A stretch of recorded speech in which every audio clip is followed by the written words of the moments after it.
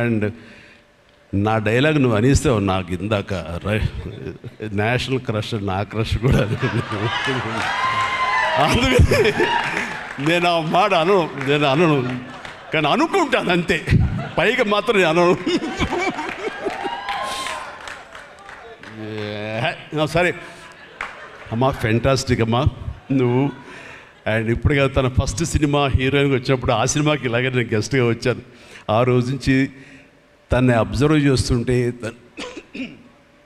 నటనా పరంగా కానివ్వండి, తన ఇమేజ్ పరంగా కానివ్వండి, day by day film after film ఎక్కడికో వెళ్ళిపోయింది.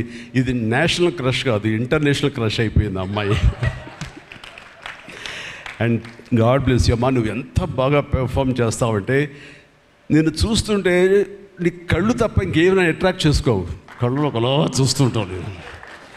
అండ్ ఆ కళ్ళతో ఏమి పలికిస్తుంది ఎక్స్ప్రెషన్ అంటే ఇంకా అంత ఇంత కాదు.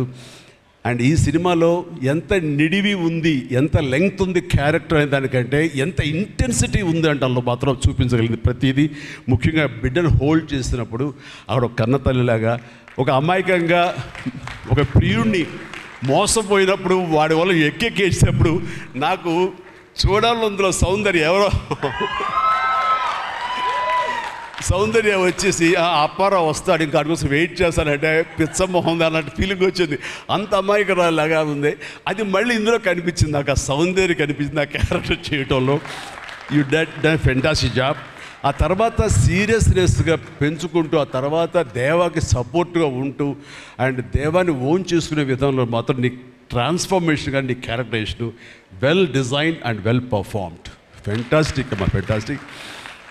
అండ్ ఇంకా మిగతా క్యారెక్టర్స్ అందరూ అన్ని రకాలుగా అన్నీ బాగా చేసినా సరే నిజంగా చెప్తాను, హృదయానికి హత్తుకుపోయిన క్యారెక్టర్ ధనుష్.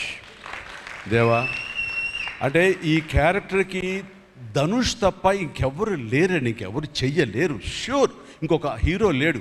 అంత పెర్ఫార్మ్ ఇచ్చి హీరో ఇమేజ్ ఉండి, స్టార్ ఇమేజ్ ఉండి, అన్ని రకాల కాంబినేషన్లో ఉండి చేసే మనిషి అంటే the one and only star in India is Dhanush.